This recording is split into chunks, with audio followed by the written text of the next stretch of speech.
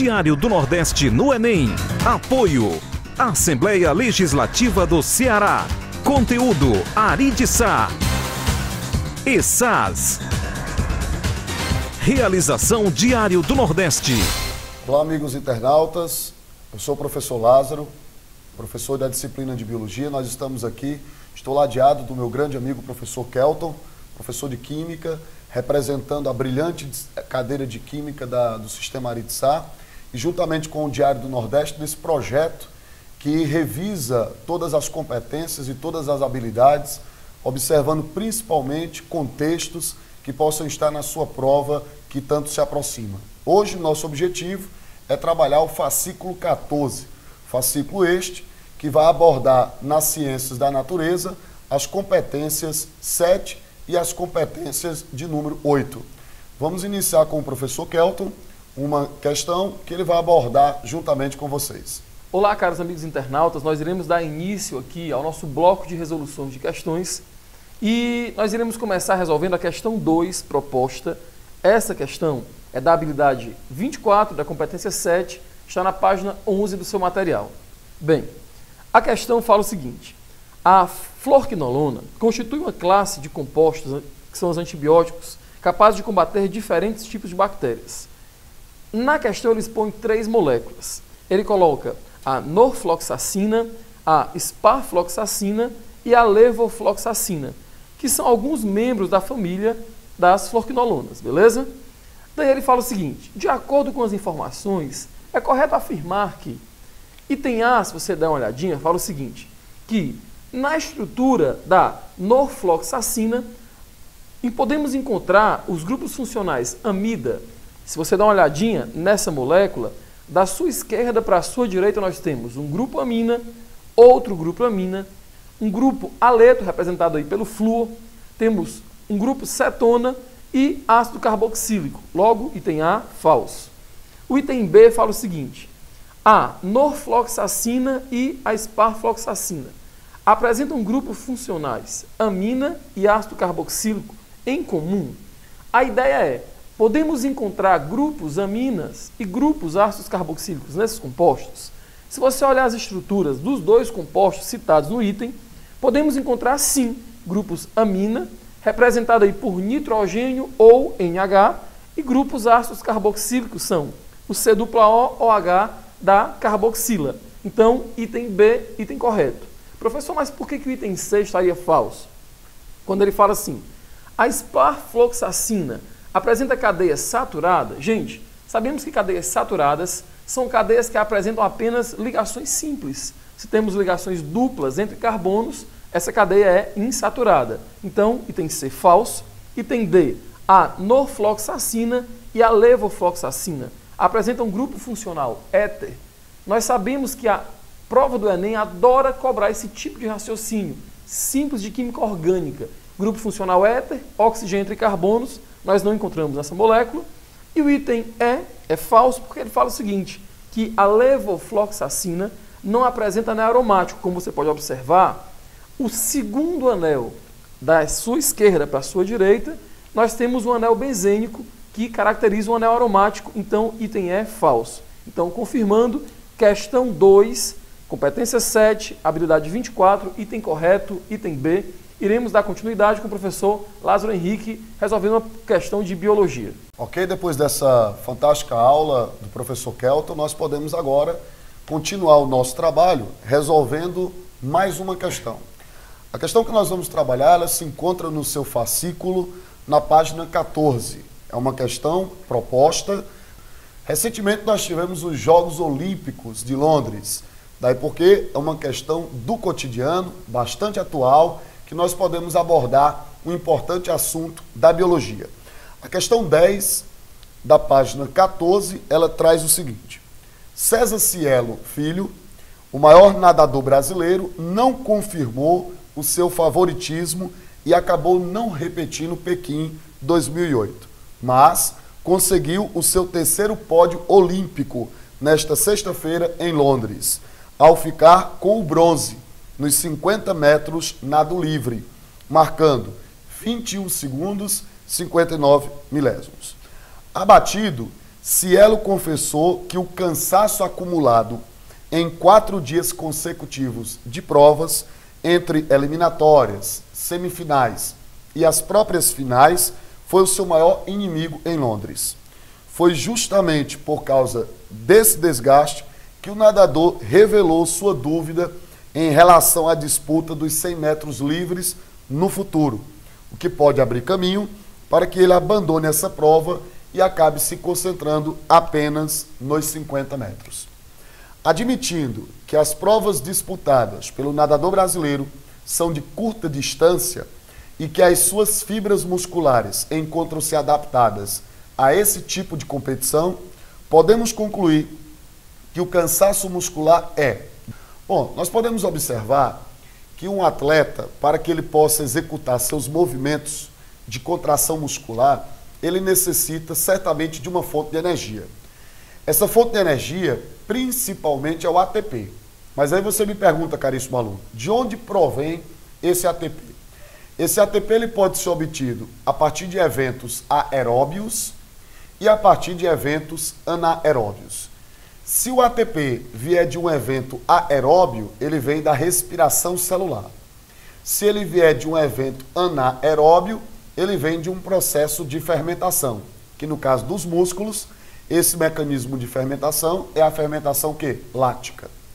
Qual a diferença principal entre o processo de respiração e a fermentação lática? Certamente o saldo energético. Numa respiração, o saldo energético é bem superior, quando que numa fermentação esse saldo energético ele é bastante reduzido de apenas 2 ATPs. Como a atividade executada pelo César Cielo parte de uma prova de curta distância, ela é uma atividade de explosão muscular. E nessas atividades de explosão muscular, geralmente a maior parte do ATP vem dos exercícios anaeróbios, da fermentação lática. E um dos grandes problemas da fermentação lática é que ela libera um resíduo. Esse resíduo, denominado ácido lático, quando ele se acumula na musculatura, provoca fadiga, cansaço, dor.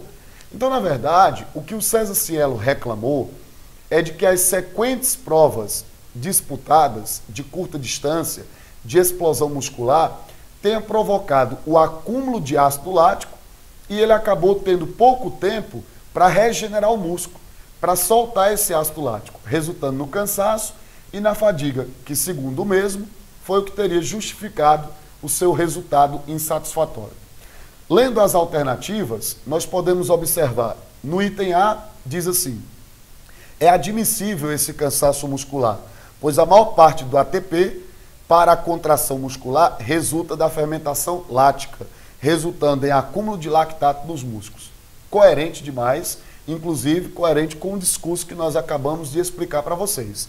Então, uma das possíveis justificativas do insucesso do nosso grande nadador César Cielo foi o acúmulo de lactato, que talvez possa até provocar a sua saída das provas de curta distância, no caso de 100 metros.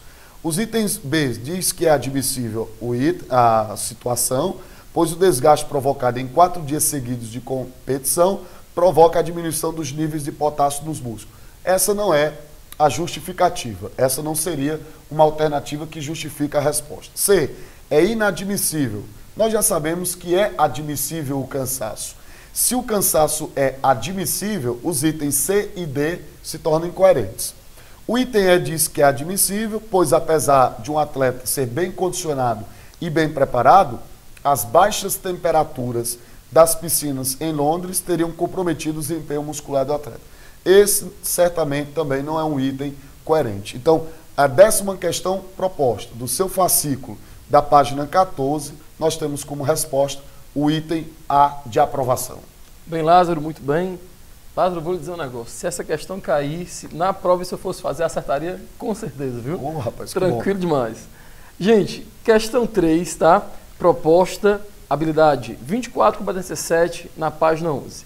Questão muito bacana, gente. Questão muito pertinente e super aplicada. Aquela química do cotidiano, aquela química simples e objetiva. Coisas que nós enxergamos fácil na vida cotidiana e muitas vezes não sabemos aplicar, mas agora iremos aprender. A questão fala o seguinte: Questão bacana, né? Como acabar o mau cheiro ruim dentro de casa? Ele fala o seguinte: para eliminar o cheiro ruim da geladeira, costumo embeber baunilha e colocá-la dentro dela. Para disfarçar o cheiro de fritura, coloco vinagre numa vasilha de boca larga, aberta, e deixo perto do fogão ou da frigideira. Funciona, mas não sei qual o motivo.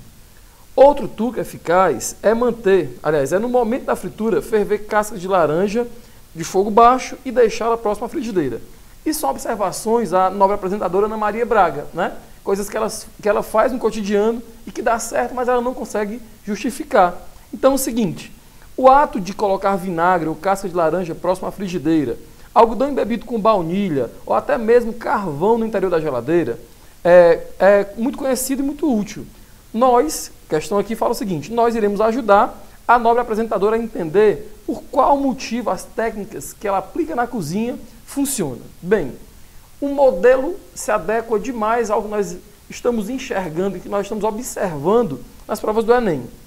A questão fala o seguinte: o que justifica corretamente a ideia que Ana Maria Braga expôs nesse texto retirado de uma revista, tá? Ele fala o seguinte: item A. O odor de peixe frito pode ser formado por substâncias básicas, geralmente amina, que volatilizam na hora da fritura e pode ser neutralizado colocando um frasco de vinagre, já que possui ácido acético em sua composição próximo ao fogão. Você concorda comigo que é clássico nos livros de química orgânica, nas questões que nós estamos fazendo durante todo esse ano, saber que as aminas são as bases da química orgânica? Sempre que você vir numa prova amina ou amida, você sabe que se trata de uma base da química orgânica. Já que ela é uma base, você concorda que se eu tenho um vapor constituído por uma base, uma substância básica, se eu colocar ácido acético, que é vinagre, que é um ácido, próximo a essa frigideira, pense junto comigo. A base volatiliza, eu crio um vapor básico, coloquei próximo a ela vapores de substâncias ácidas. Nós aprendemos da vida que sempre que um ácido reage com uma base, o produto disso é sal mais água. Então eu consigo eliminar esse cheiro ruim, esse odor desagradável gerado por frituras, no caso de peixes, colocando uma vasilha, como ela diz aí, de vinagre próximo a essa frigideira. Então, de acordo com o que nós estudamos e com o que se enquadra no texto, item correto, item A. Mas, professor, por que não poderia ser o item B? Eu queria que você fosse pensando junto comigo, tá? O item B fala assim: substâncias voláteis que se desprendem ou que são produzidas na decomposição de alimentos, mesmo na geladeira, é neutralizado pelo carvão, que tem uma ação bactericida. Nós sabemos que não, né? Primeiro que essas substâncias que tratam no texto não são da decomposição, e sim volatilizadas pelo aquecimento. Substâncias de baixo ponto de ebulição. Item C. O odor de peixe frito é neutralizado quando colocamos o algodão embebido com baunilha. Claro que não. Se o odor de peixe frito é de uma substância básica, nós conseguimos neutralizá-lo com uma substância ácida. Simples e fácil assim, né?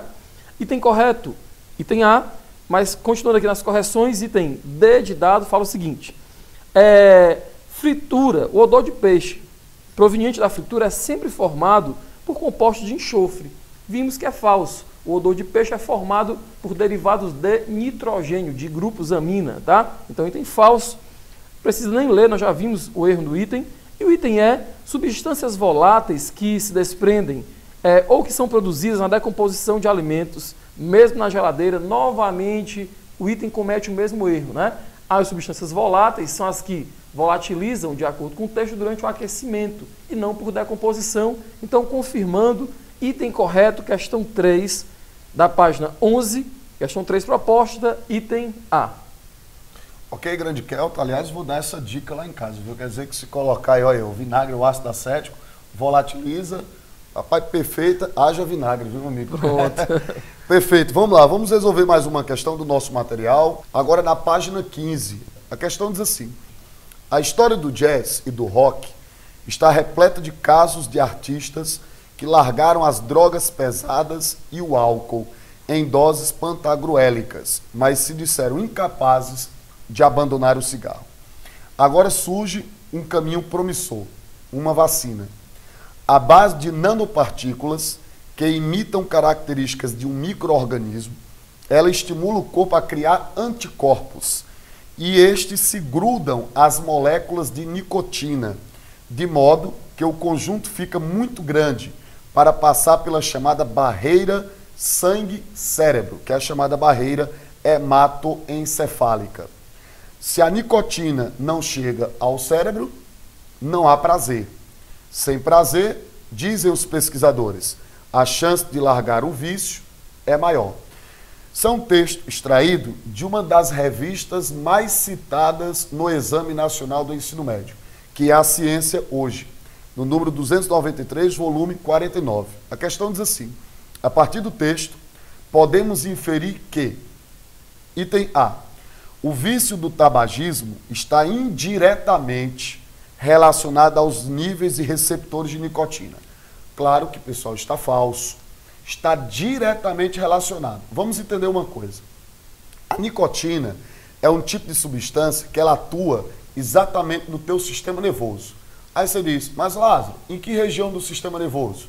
Na área onde nós temos receptores para os neurotransmissores, principalmente conhecidos como serotonina e dopamina, que são neurotransmissores associados ao bem-estar, ao prazer, ou seja, o cigarro, ele provoca a dependência, o vício, porque ele traz uma sensação para o fumante prazerosa. Por quê? Porque ele atua exatamente nos receptores que dão essa sensação de prazer, que são os receptores serotonínicos e dopaminérgicos. Aí por isso que a pessoa que fuma, quando ela está fumando, ela tem aquele momento prazeroso. Na hora que ela apaga o cigarro, ela sente a necessidade, muitas vezes, de buscar uma outra alternativa prazerosa. E muitas vezes quem substitui isso, ou vamos lá de uma maneira mais simples, quem às vezes potencializa por um período mais prolongado o efeito prazeroso do cigarro, é o café. Porque contém uma outra substância que atua de modo similar, que no caso é a cafeína. Daí porque grande parte dos fumantes também tomam bastante café.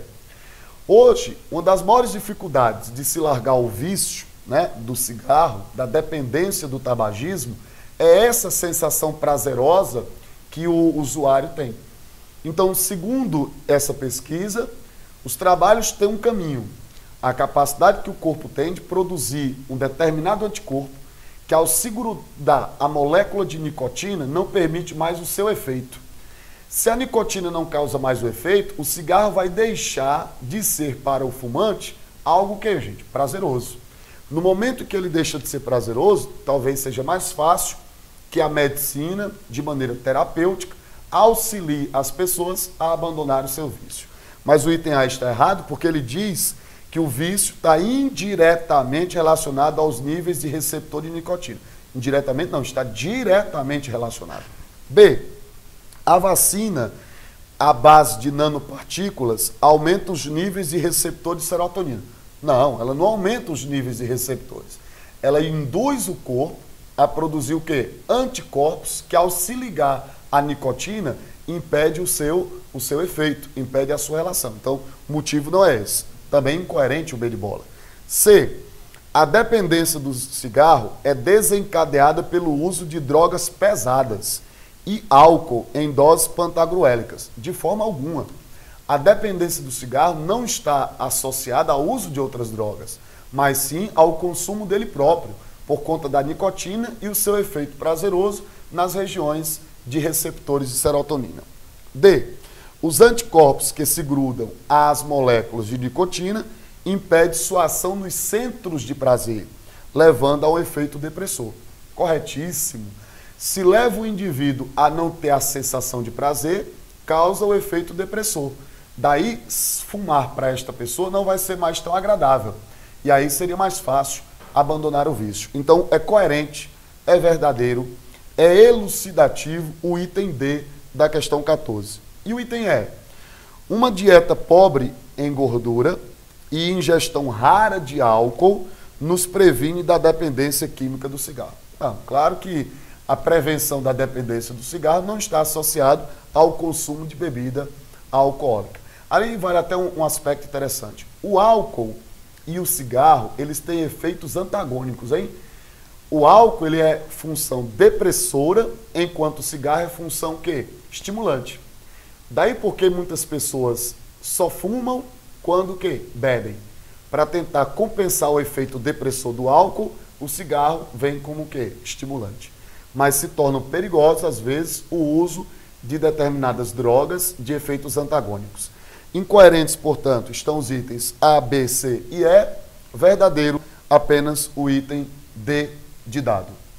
Assim, esperamos poder ter contribuído, tá certo, para a sua aprendizagem, para o seu ensinamento, para o enriquecimento das suas habilidades, das suas competências, neste material de belíssimo trabalho executado pelo Diário do Nordeste em parceria com o Sistema Aritsá de Ensino.